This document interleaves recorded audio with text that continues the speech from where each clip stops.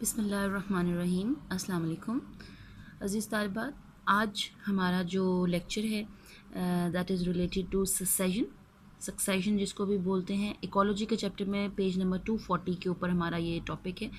इससे पहले हम लोगों ने इकोलॉजी, इकोसिस्टम्स के कॉन्सेप्ट देखा था, हमने उसके लेवल्स देखे थे, हमने बायोटिक, एबायोटिक फैक्टर्स के बारे में, autecology, synecology, food chain and food web के बारे में देखा था।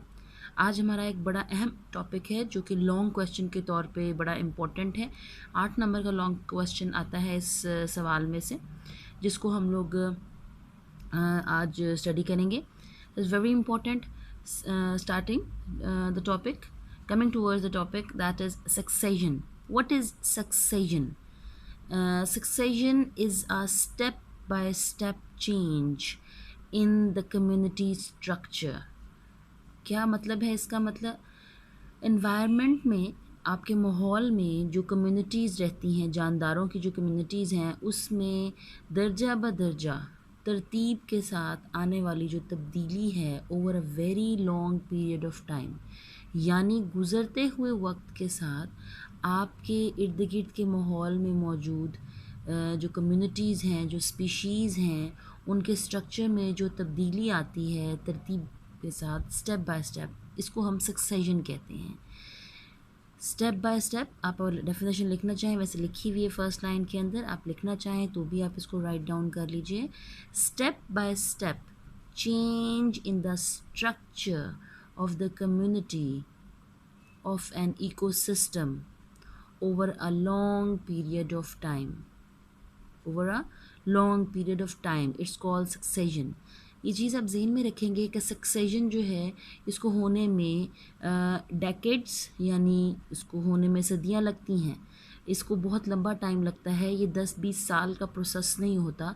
ये 10-20 साल के अंदर हो जाने वाला स्टेप नहीं है। ये इकोलॉजी का वो कॉन्सेप्ट है, इकोसिस्टम का वो कॉन्सेप्ट है, वो फिनोमेना है जिसको होने में सदियां लगती हैं। ये एक स्लो और ग्रेजुअल यानी बहुत आहिस्ता आहिस्ता होने वाला प्रोसेस है, जो आपको महसूस भी नहीं होता और जो है नेचर के कंट्रोल में होने वाला ये प्रोसेस है जिसको नेचर कंट्रोल करती है। सबसे पहले सक्सेशन का कॉन्सेप्ट हमारे पास एडोल्फ मोला ने जो है वो पेश किया था।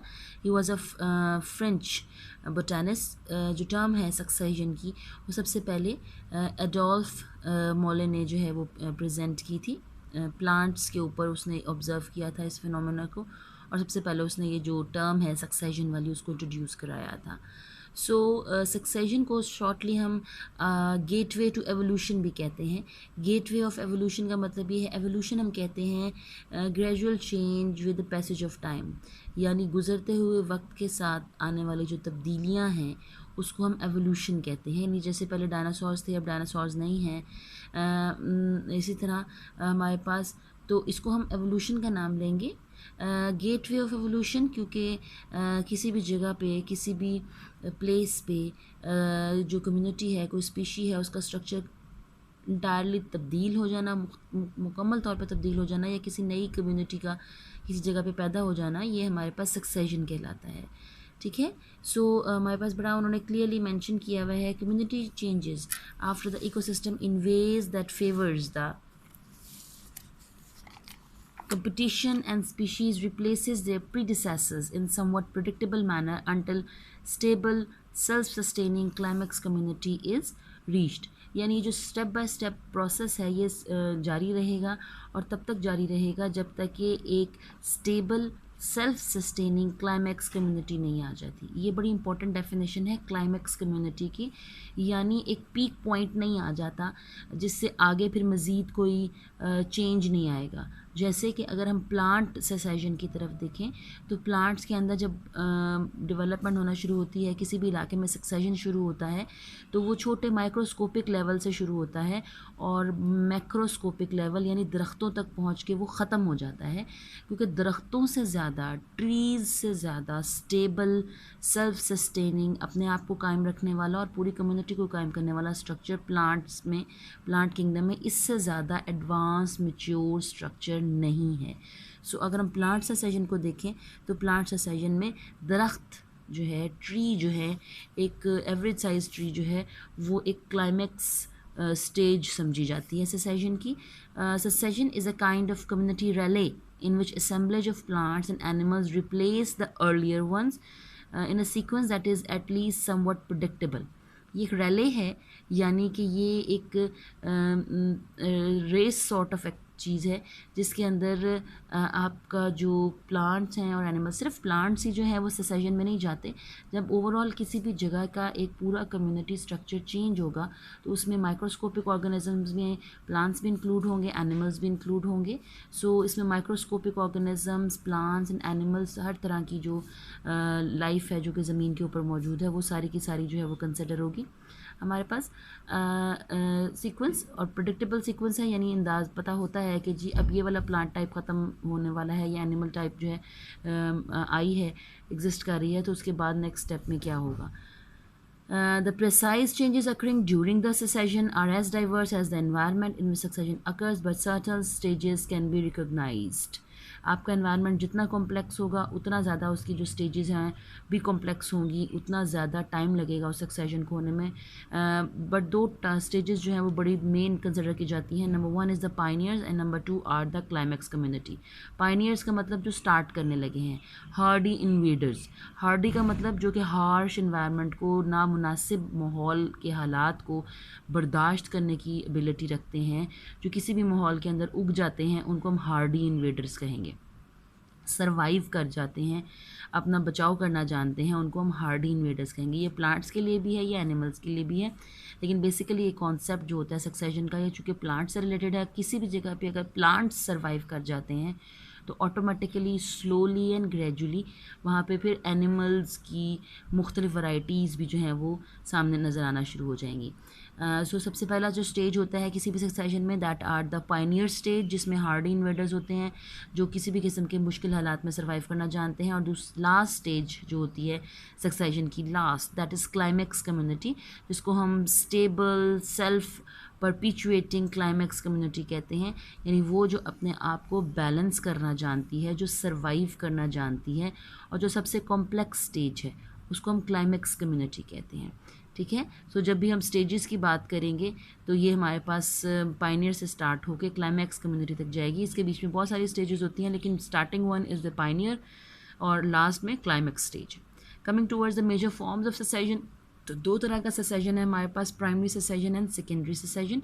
प्राइमरी सक्सेशन से मुराद है कि किसी भी बैरन लैंड के ऊपर, किसी भी बंजर ज़मीन के ऊपर जहाँ पे पहले कहीं लाइफ का, किसी भी तरह की ज़िंदगी का कोई निशान नहीं था, किसी ऐसी ज़मीन पे जो है वो डेवलपमेंट होना किसी भी टाइप ऑफ प्लांटेशन का, इसको हम प्राइमरी सक्सेशन कहते हैं और इसको सदियां लगती हैं. ये बहुत स्लो प्रोसेस है. जैसे primary succession in an ecosystem is formed from bare rock, sand और an glacial pool where there is no trace of previous life. जहाँ पहले से ज़िंदगी नहीं थी वहाँ पे प्लांटेशन डेवलप हुई है, वहाँ पे कम्युनिटी डेवलप हुई है, वहाँ पे कोई भी तरह के ऑर्गेनिजम्स डेवलप हुए हैं, तो इसको हम प्राइमरी सक्सेशन कहेंगे. और किसी ऐसी जगह पे जहाँ पे पहले ज़िंदगी थी बट किसी नेचुरल डिज़ास्टर की वजह से या किसी भी वजह से ख़त्म हो गई, वहाँ पे दोबारा से ज़िंदगी का पैदा होना इज़ कॉल्ड सेकेंडरी सक्सेशन. यानी किसी जगह पे कोई फॉरेस्ट फायर हो गया, किसी जगह पे कोई वोल्केनिक करप्शन हो गया, लावा की वजह से सारी जगह ख़त्म हो गई, कोई अर्थक्वेक आ गया, कोई फ्लड आ गया, जिसकी वजह से उस जगह की सारी जियोग्राफी चेंज हो गई और वहाँ पे जो लाइफ पहले से मौजूद थी, चाहे वो प्लांट लाइफ थी, एनिमल लाइफ थी, माइक्रोस्कोपिक ऑर्गेनिजम्स थे, वो सब ख़त्म हो गया. उस जगह पे किसी नई तरह से ज़िंदगी का जो निकलना है, इसको हम सेकेंडरी सक्सेशन कहते हैं. जैसे पिछले दिनों में कैलिफोर्निया स्टेट में और ऑस्ट्रेलिया में बहुत ज़्यादा आग लगी थी, उनके फॉरेस्ट के अंदर बहुत बड़े पैमाने पर तबाही हुई थी. लेकिन ये एक तरह से नेचर का अपना रीबिल्ड करने का प्रोसेस है हमारे पास, कि नेचर जो है वो अपने आप को रीबिल्ड करती है, कि जब पुराने दरख्त कट गिर जाते हैं, फायर से जल जाते हैं, ज़मीन की फर्टिलिटी इंक्रीज़ करते हैं. उसके अलावा जो ज़मीन की तह में जो मौजूद होते हैं सीड्स उन दरख्तों के या और तरह की स्पीशीज़ के, फिर उनको मौका मिलता है कि वो इमर्ज करें और राइज़ करें. So yeah, that is called secondary secession. The formation of secession where the previous life has existed, that is called secondary secession. तो हमारे पास यहाँ बेसिकली जो डिस्कस की गई हैं इसमें उन्होंने डिस्कस किया है हमारे पास कि जी दो बेसिक टाइप्स हम देखेंगे, हाइड्रोसीरी और हाइड्रोसीरी एंड लिथोसीरी या 0-0 भी जिसको हम कहते हैं, यानी development of secession in a pond is called hydrosery and development of the secession in the dry land or habitat, this is called as xerosery, lithosery. ठीक है, plant growing in the xeric conditions are called xerophytes which are able to survive the prolonged periods of water shortage वगैरह वगैरह, जिसमें succulent plants आ जाते हैं, cacti वगैरह, जैसे हमने अडेप्टेशन में देखा था कि वो पानी को सर्वाइव करना जानते हैं।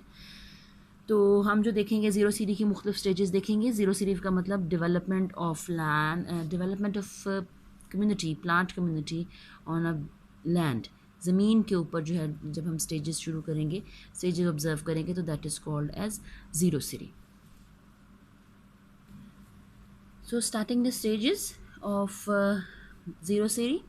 ज़ीरो का लफ्ज़ जो है वो हमारे पास डेजर्टेड के लिए यूज़ होता है, लैंड के लिए यूज़ होता है, और सेरी का लफ्ज़ SERE, सेरी का वर्ड जो है वो स्टेजेस के लिए, स्टेज के लिए यूज़ होता है, यानी स्टेप के लिए। तो ज़ीरो सेरी में हम जो है वो डिफरेंट स्टेजेस देखेंगे कि किस तरह एक ज़मीनी जगह के ऊपर, एक लैंड के ऊपर जो है वो स्टेप बाय स्टेप जो है एक बैरन लैंड से, एक बिल्कुल खाली जगह पे किस तरह से जो है वो लाइफ जो है वो ओरिजिनेट हुई है, कैसे उसमें प्लांटेशन की डिफरेंट स्टेजेस हम ऑब्जर्व करेंगे। तो सबसे पहले इसमें जो है हमारे पास 5 स्टेजेस होंगी। First one is the crustose lichen stage, then foliage lichen stage, then moss stage, then herbaceous stage, then shrub stage and the climax stage. तो ये हमारे पास जो है वो 6 स्टेजेस हम देखेंगे इसके अंदर। सबसे पहले हमारे पास है क्रस्टोज लाइकन स्टेज।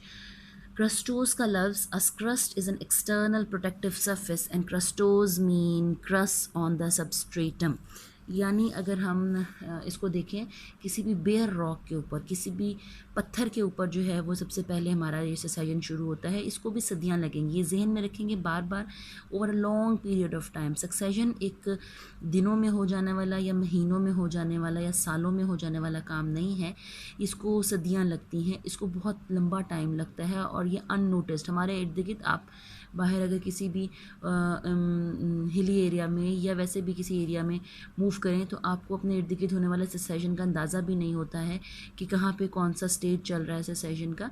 आमतौर पे हमारे पास फॉरेस्ट लैंड्स में या अनटच्ड एरियाज़ जो होते हैं वहाँ पे सेसेशन के प्रोसेसेस चल रहे होते हैं। That takes centuries.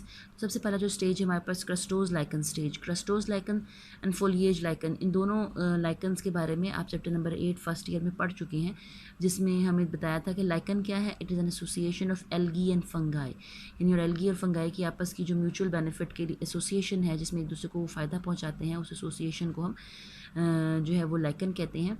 और लाइकन एसोसिएशन में की क्रस्टोज टाइप है, फोलिएज टाइप है एंड फ्रूटिकोज टाइप है। इसमें क्रस्टोज टाइप लाइकन्स वो होते हैं जो कि पत्थरों पे लगते हैं, और क्रस्ट यानी सबस्ट्रेटम, यानी किसी भी जगह पे, किसी भी सब्सटेंस के ऊपर, किसी भी बॉडी के ऊपर, किसी भी ऑब्जेक्ट के ऊपर जो है वो ये लग जाते हैं क्रस्टोज लाइकन, और ये क्रस्ट लाइक है, एक्सटर्नल प्रोटेक्टिव सफरिंग है। Special type of lichens get impregnated in the form of crust, यानी डिफरेंट टाइप ऑफ जो लाइकन्स हैं हार्डी इन्वेडर्स होते हैं ये, क्योंकि किसी भी जगह पे जहाँ पे एल्गी या फंगाई अकेले सर्वाइव नहीं कर सकते, वहाँ पे इनका ये कॉम्बिनेशन जो है वो बड़ा अच्छे तरीके से जो है वो सर्वाइव करता है।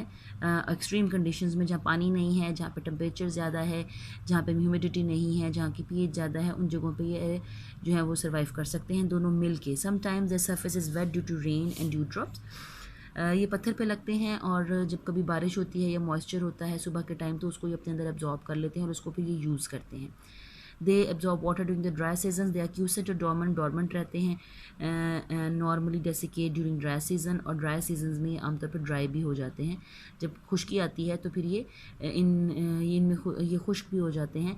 लेकिन ये कितना अच्छा हार्डी इन्वेडर है, ये इतना स्टेबल स्ट्रक्चर है कि ये onset of favourable environmental condition, जैसे ही फेवरेबल इन्वायरमेंटल कंडीशंस आती हैं, पानी मॉइस्चर अवेलेबल होता है, ये दोबारा से अपने आप को रीग्रो कर लेते हैं। क्रस्टोज लाइकन स्टेज की डेवलपमेंट से जो फेवर मिलती है, यानी थोड़ा सा जो माहौल में चेंज आता है, जो टेम्परेचर लो डाउन होना शुरू होता है, उसके बाद जो है वो फॉलिएज लाइकन जो है उसी जगह पर डेवलप होना शुरू होते हैं। ये लीव्स की तरह का क्रम्पल्ड स्ट्रक्चर होता है इनका, चुड़मुड़ हुए लीव्स की तरह का शेप होता है, और उसके नीचे जो हैं वो क्रस्टोज लाइकन्स जो होते हैं वो छुपे हुए होते हैं। और ये जो क्रम्पल लीफ जैसे फॉलिएज लाइकन्स हैं, इनकी प्रेजेंस की वजह से क्रस्टोज लाइकन्स जो होते हैं उनको शेड मिलता है, उनको छाँव मिलती है, जिससे उनकी जो डेवलपमेंट है वो इफ़ेक्ट होना शुरू हो जाती है और आहिस्ता आहिस्ता ग्रेजुअली फिर फॉलिएज लाइकन्स रह जाते हैं, सर्वाइव करते हैं, और जो क्रस्टोज लाइकन्स हैं वो ख़त्म होना शुरू हो जाते हैं। यहाँ पे आप देखेंगे कि सक्सेशन में एक स्टेज के बाद जो दूसरी स्टेज, दूसरी के बाद तीसरी स्टेज जब आती है तो जो प्रीवियस लाइफ होती है वो ख़त्म होना शुरू हो जाती है, क्योंकि उसमें अपने से कॉम्प्लेक्स फॉर्म से compete करने के, लड़ने के ज़्यादा जो है वो गट्स नहीं होते हैं, ज़्यादा एबिलिटीज़ नहीं होती हैं। लिहाजा जो प्रीवियस लाइफ होती है वो ख़त्म होना शुरू हो जाती है और एडवांस लाइफ की तरफ जाना शुरू कर देते हैं। तो यहाँ पे हमारे पास जो क्रस्टोज लाइकन्स हैं वो फॉलिएज लाइकन्स की शेड में आने की वजह से स्लोली ग्रेजुअली ख़त्म होना शुरू हो जाएंगे। जो आपका जो स्टोन है, जो भी डिज़र्टेड लैंड एरिया है उसके अंदर जो है वो ज़्यादा रफ़ होगा, मोर फिशर्स एंड डिप्रेशंस डेवलप होना शुरू हो जाएंगे, उसमें क्रैक्स पड़ेंगे और जो लाइकन्स हैं उनके हाइफिस डीप पेनिट्रेट करेंगे इनसाइड द सॉइल, ताकि वो ज़्यादा से ज़्यादा न्यूट्रिएंट्स वाटर को एब्जॉर्ब कर सकें और फिर ज़्यादा अच्छा ग्रोथ कर सकें।